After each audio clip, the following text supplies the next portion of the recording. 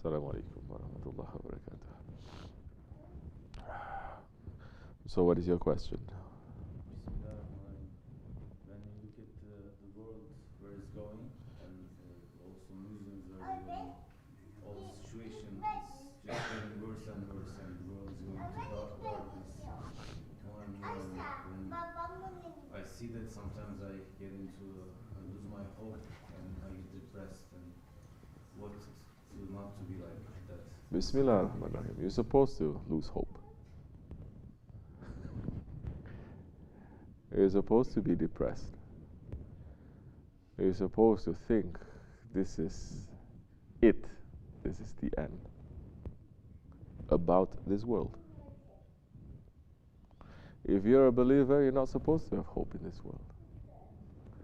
If you're a believer, you're supposed to understand and experience that this world, it is a torture, it is an exile, it is a separation, it is a prison that you cannot wait to leave. Only in this Akhir Zaman, in this end of times, the reality of this world is coming out. You understand? The reality of this world is coming out because Rahmat is lifted. Compassion is lifted. Barakat is lifted. Honor is lifted. Intelligence is lifted. Tyranny, zulm is everywhere. In this Akhir Zaman, you see all the disobedience of the Bani Adam. You understand? All the disobedience of all the followers of all the prophets, from Adam alayhi salam to Nuh alayhi salam, all the way to the prophets of the Bani Israel, prophets that we know and prophets that we don't know, 124,000 prophets, how their nations became disobedient to them. It is present now. It is happening right now. So how not to lose hope in this world when all you see around you is a complete disobedience to Allah? And because there is Islam is not ruling anymore, not even the Muslims now or the believers can go somewhere to feel comfortable when there is a system that is protecting them. Correct? Because now this is the era of Dajjal. It is the era of complete fitna. It is the era that anyone can do anything that they want and get away with it. Especially if you have money, you have power, you have position. These days you don't even have to have all of that. You are protected by law, that you can do anything that you want. So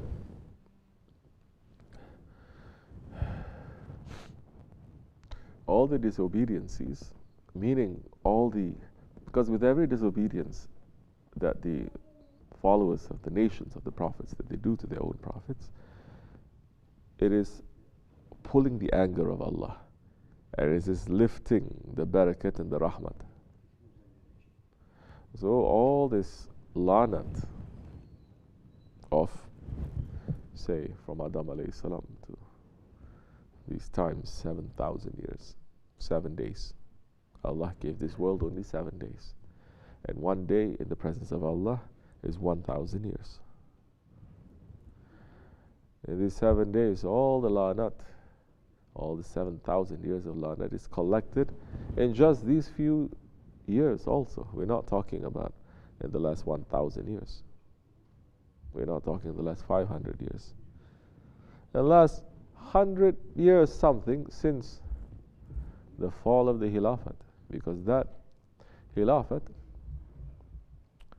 the representative of Rahmatan lil Alameen, the Khalifatul Rasul, the one who represents the Prophet, and the Prophet is Rahmatan lil Alameen, the mercy to all the nations. When the mercy is lifted, what falls? The anger falls. But the anger falls not because there is nothing there. The anger is pulled because people become more disobedient, become more openly disobedient. How many more hadith sharif do we need to say that this is the end of times? How many more the world has to see? Maybe 20 years ago, everyone was not talking about it. Chef and Ishim Allah are the only people talking about it. Correct. But now, it is open. Now, you even have YouTube videos about the Akhir Zaman. But still, no one is waking up. No one is waking up. We don't see things getting better. Because when you wake up, things must get better. But it's getting worse, and it's getting worse, and it's getting worse. Because when the disobedience happens, the nur is going to, the light is going to disappear. Because when things are unclean, things are dirty, the pure ones, they run away too. It is the dirty ones that come. And this is the reality of this world. This is the reality of this dunya. And for a believer to know, now the dunya is showing its real face. The dunya is showing its real face.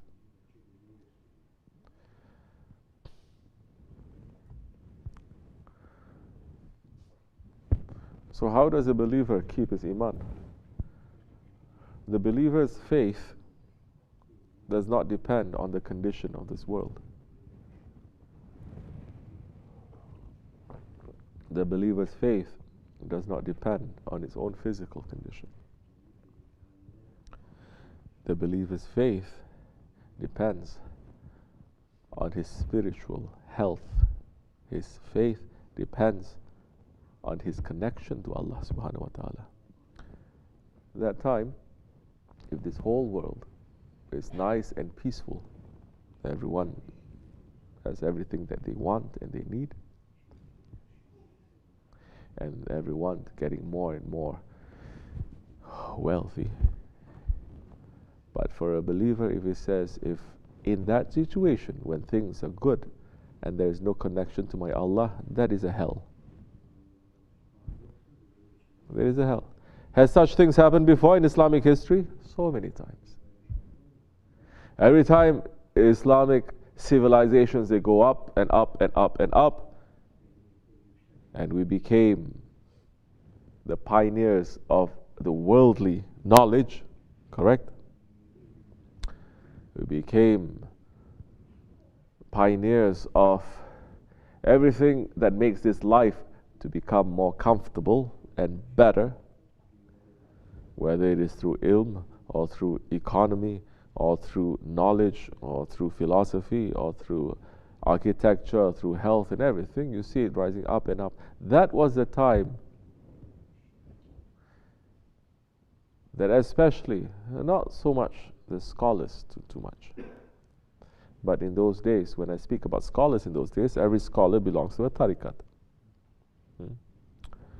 So the rightly guided scholars, that is the time where they pull out from that society.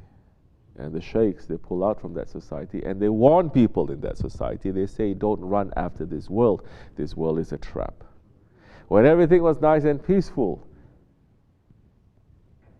they were warning people about this world being your enemy and it takes away faith. What do you think those scholars and those sheikhs, those alims are going to say now, looking at the condition of the world? They're going to say, what else do you want? What more proof do you want? The world is showing its true face. But for the believer, he's going to get up every morning to check his faith. You know, everything in life has a gauge. You have a car. Your car has so many gauges. From gauging tire pressure, gauging your oil gauge, correct? Gauging whether you have enough gas or not. Everything, it has an indication. That is for one machine, one car. What about this machine? There is no gauge. How are you going to gauge? There is no gauge about your iman. And the believer, when he wakes up, he's going to gauge himself, his faith. Where am I today? And Allah subhanahu wa ta'ala, in reality, has given us that gauge very easily. Free. 1400 years ago. 5 times a day. He has given us that gauge.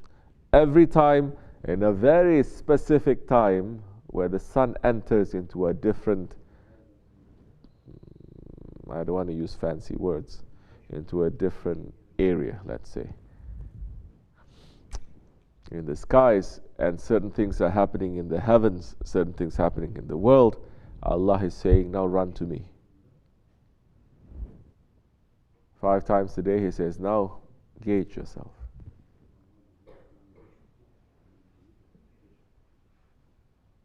The wealth is a gauge. The poverty is a gauge. Health is a gauge. Sickness is a gauge. For the man who is thinking, the gauge is everywhere too. The signs are everywhere to indicate his own relationship to his Lord and where he is in that relationship, in the worldly matters. But when religion becomes no thinking, just doing, when religion becomes no tafakkur, no reflection, and it becomes a robotic, a ritual action, just going up and down, it's just actions and nothing else, that's the time all your gauges are broken, but you're still riding the car 100 miles an hour, it's going to crash. It's going to combust. It's going to explode. The believer gauges himself when he wakes up. He gauges his iman when he goes to sleep. That time, for a believer,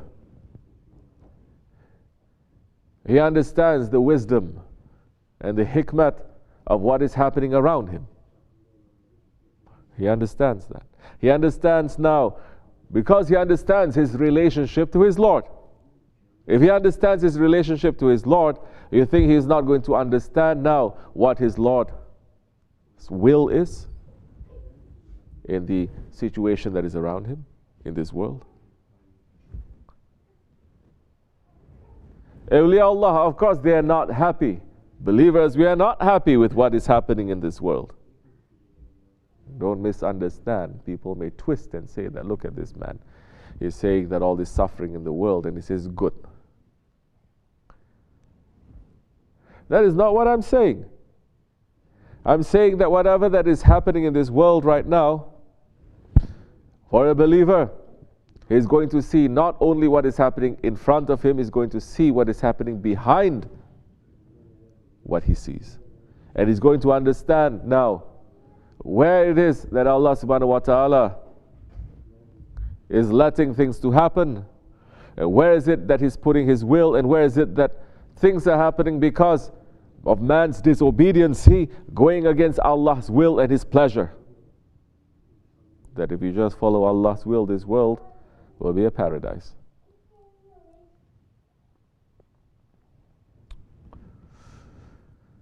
So for the believer, he will understand the wisdom of what is happening.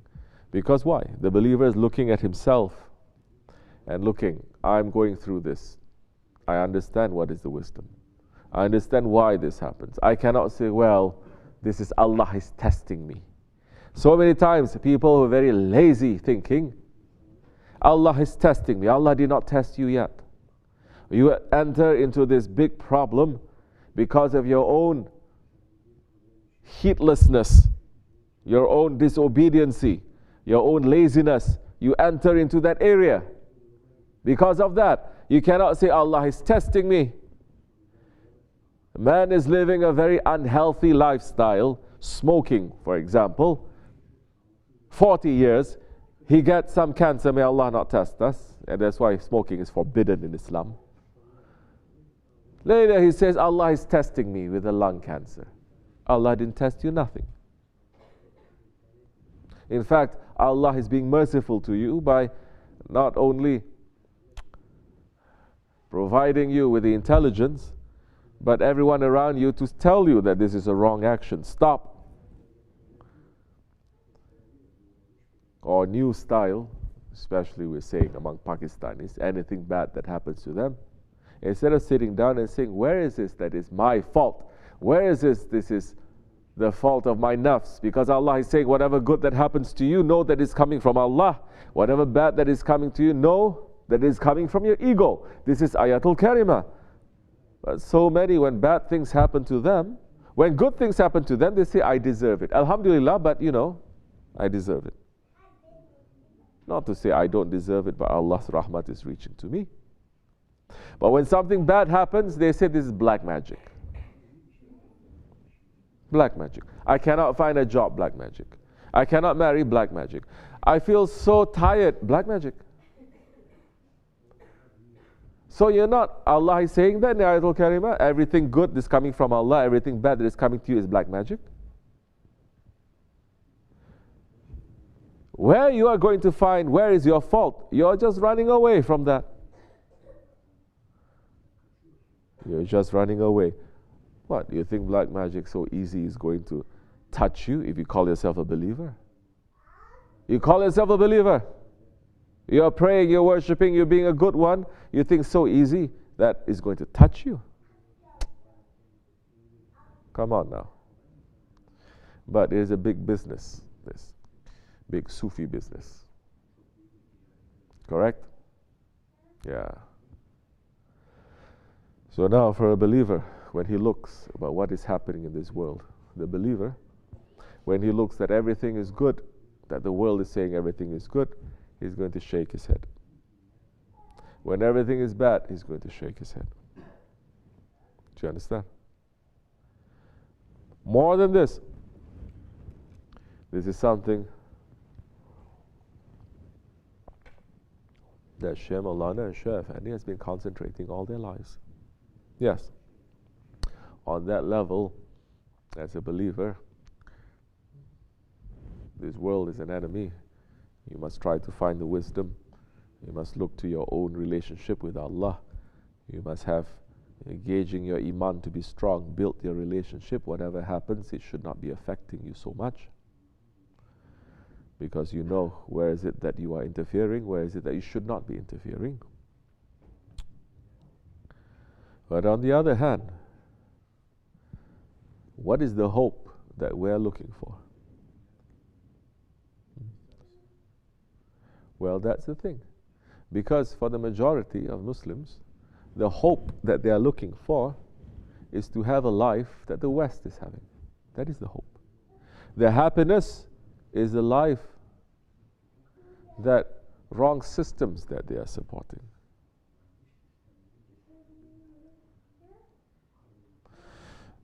But the wrong things that is happening here and in Muslim lands too is because of unbelief. It's because of evil people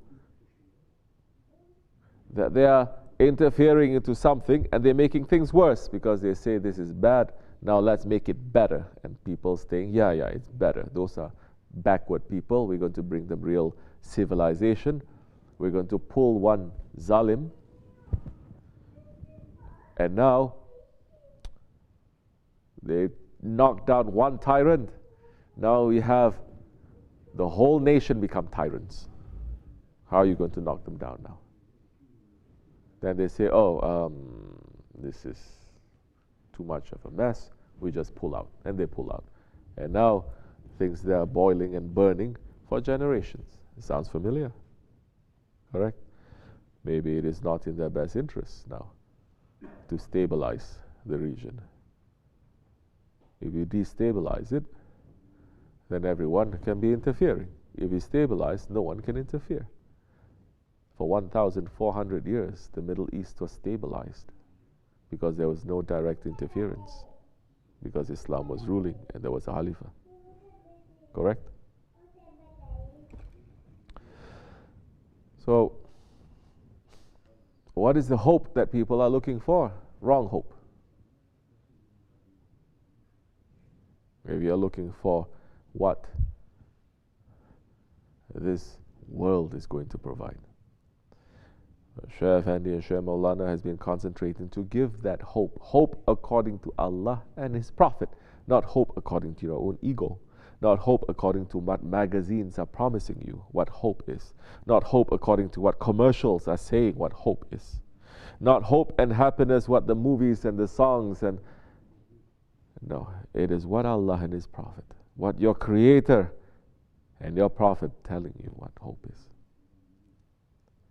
And they gave that hope 1400 years ago, saying this world is going to be plunged into this kind of a fitna. Sit and wait. Hope meaning prepare yourself and hope and wait and pray for my grandson to appear, Hazrat Mahdi alayhi salam. We're full of hope. It is what is keeping us alive. And it is prophetic hope. It is not hope according to our own little desires, little world, little ego. And it is something that we are holding on to. Because the Prophet ﷺ, whatever he says comes true.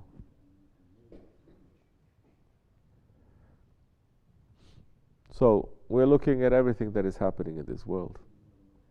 We are very sad. But we are saying everything in this world that is happening right now, it is not pleasing to Allah subhanahu wa ta'ala. It is not pleasing to the Prophet. It is not pleasing to the awliya Allah. And to get rid of these problems is made by evil and made by Dajjal. Only the one who is going to be sent from heavens to defeat the Dajjal can solve these problems. No one else can. There is a promise that is given, and that fills us up with hope. And that is the real hope.